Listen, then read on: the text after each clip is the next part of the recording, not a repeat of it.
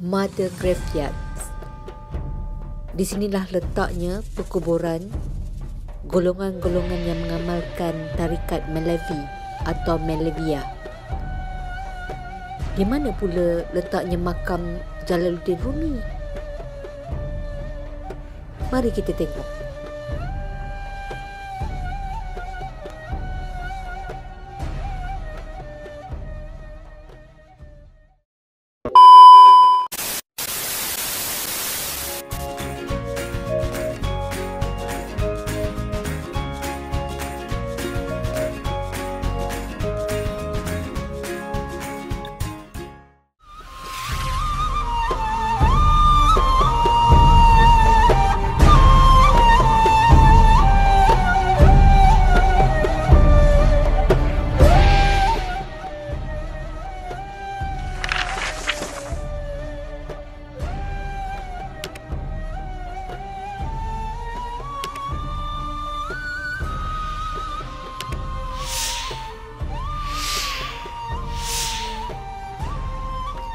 Hai guys, kita sekarang berada di Bandaraya Konya. Kami berdua ingin membawa anda ziarah ke sebuah muzium yang sangat popular di Konya ini, iaitu Muzium Jalaluddin Rumi. Dan untuk pengetahuan semua, Konya merupakan sebuah daerah Rom di era zaman dinasti Seljuk. Dan ketika itu dinasti Seljuk melantik bapanya Jalaluddin Rumi sebagai seorang ulama yang bermahzab Hanafi di sini. Dan ketika itu beliau hanya berusia 3 tahun dan keluarganya berhijrah ke Konya, dan Konya juga merupakan ketika itu di bawah kekuasaan dinasti Seljuk. Dan ketika era Ottoman mengambil alih dinasti Seljuk, muzium ini dipelihara sehingga sekarang. Jom kita ke sana.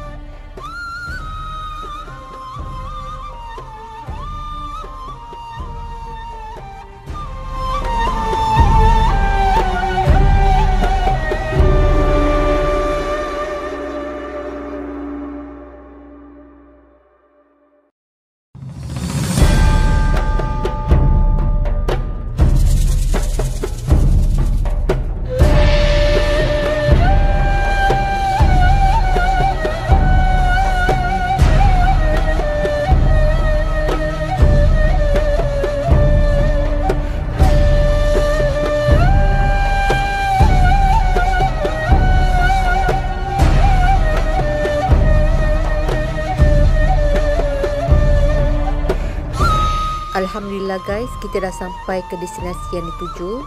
Kita sekarang berada di kawasan pekarangan Muzium Jalaluddin Rumi, dan kita akan meneruskan perjalanan kita ke dalam muzium.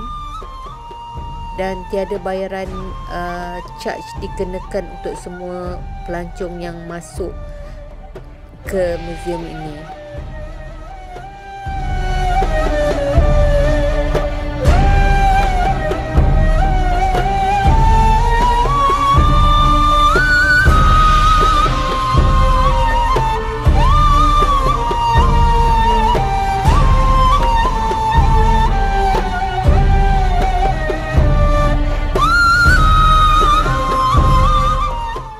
Okay guys, kita masuk ikut pintu kutahan.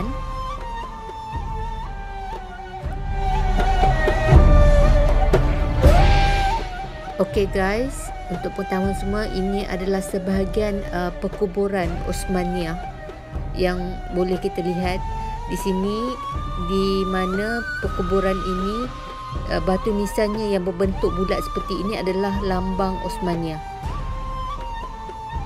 Dan kita tengok di sini, ini semua batu nisan lambangnya berbentuk topi tersebut adalah lambang Osmaniyah.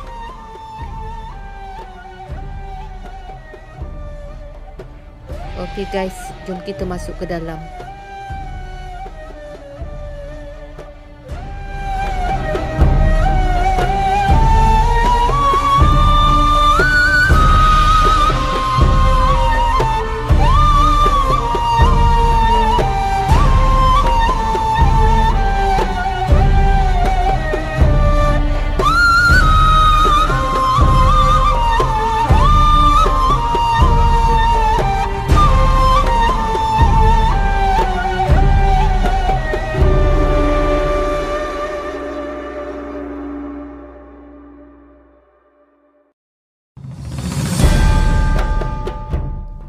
Mother Graveyard.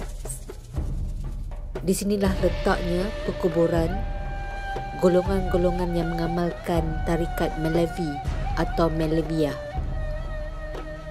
Di mana pula letaknya makam Jalaluddin Rumi? Mari kita tengok.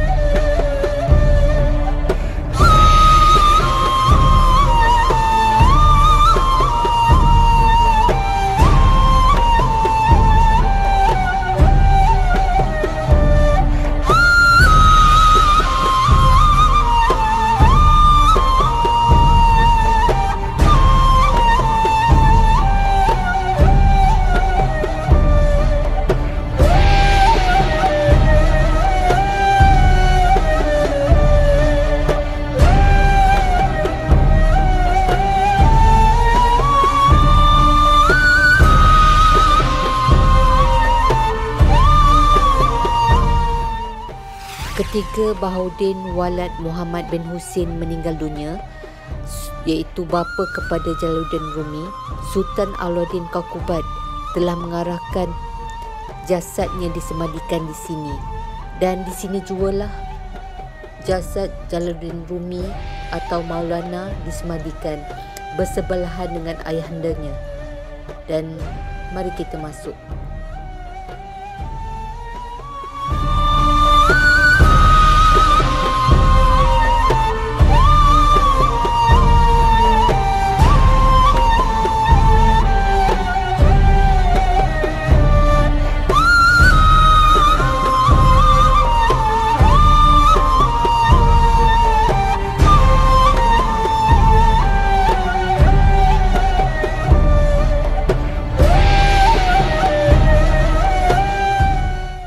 Maulana Rumi atau lebih dikenali sebagai Maulana Jalaluddin Rumi Muhammad bin Hasin Al-Khattabi Al-Baqi Al-Qunawi dilahirkan di Balkh, Afghanistan pada 30 September 1207 dan beliau meninggal dunia pada tahun 17 Disember 1273.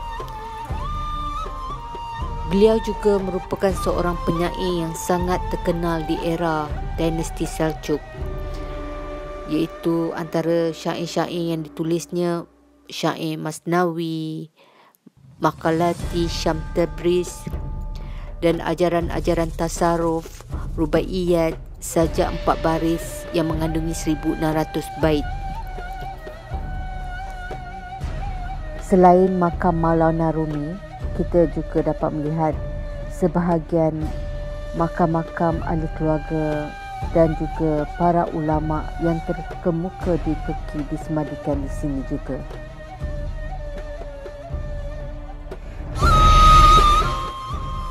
Kita dapat lihat keramik-keramik khas peninggalan era zaman dinasti Seljuk di dinding-dinding yang menghiasi muzium ini. Kaligrafi dan juga manuskrip hasil karangan Maulana Rumi masih tersimpan kukuh dan dapat dilihat sehingga hari ini di sini.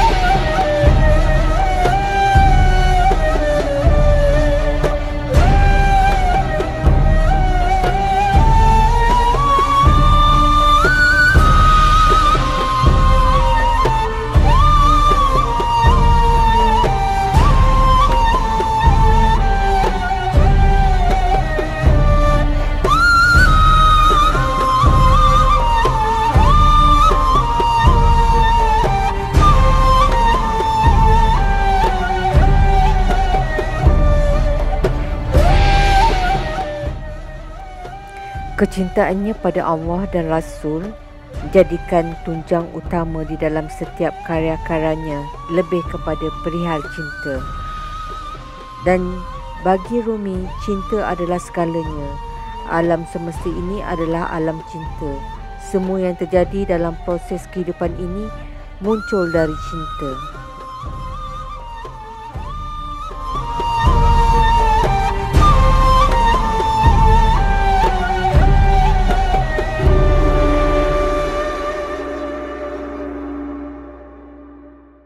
Untuk pengetahuan anda semua, Pusara Rumi atau Maulana Rumi berada di tengah-tengah kutbah berwarna hijau di dalam muzium ini.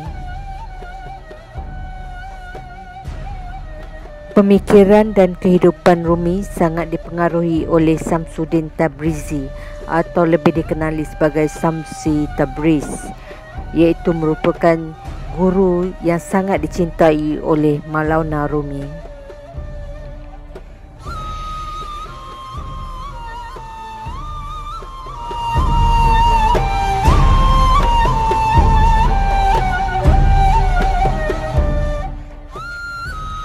Ajaran Jalaluddin Rumi ini lebih kepada wahdatul wujud atau lebih kepada tasawuf.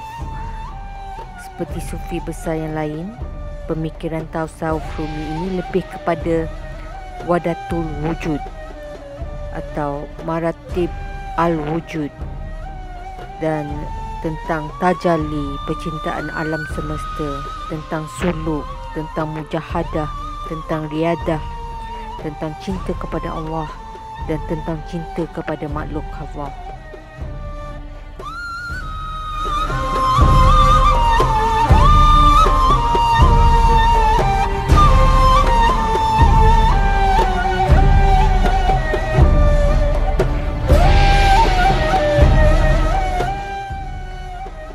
Jalaluddin Rumi mula menjadi sufi ketika beliau berusia 48 tahun. Dan di sini kita dapat lihat hasil-hasil karya, puisi dan syair-syair yang ditulisnya.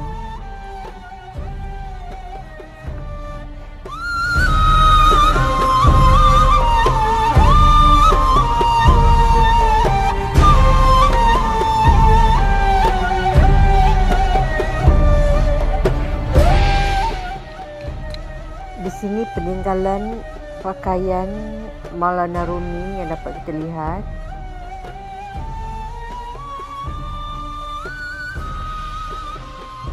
Rehan yang digunakan untuk mengaji dan membaca syair.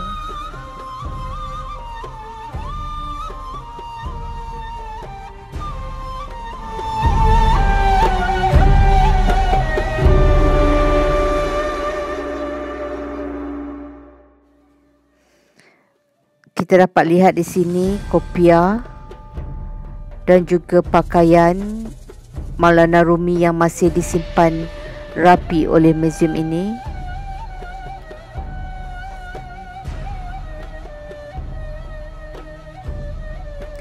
Juga sebahagian kitab-kitab dan Al-Quran kecil yang dihadiahkan dari Sultan Alauddin Kaukubat buat beliau.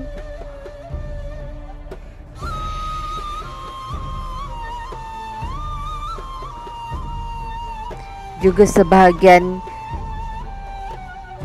karya-karya syair yang ditulis oleh beliau sendiri juga ada di sini.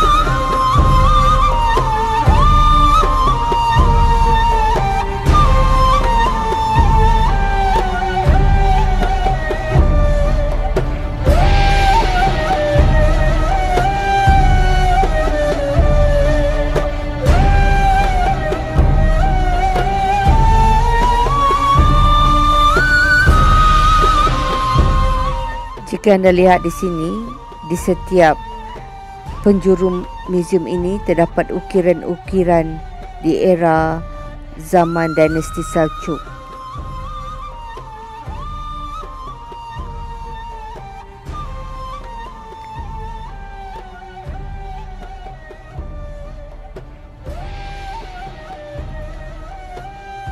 Jika kita lihat di persekitaran muzium ini, anda semua boleh melihat ada sebahagian makam-makam di era dinasti Seljuk dan era zaman Ottomania ada terdapat di sini.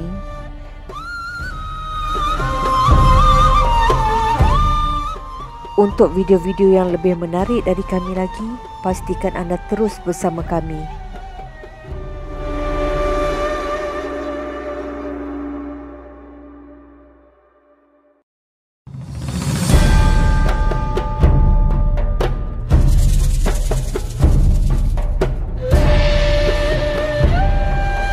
Sukakan video ini? Sila tekan like, share, subscribe.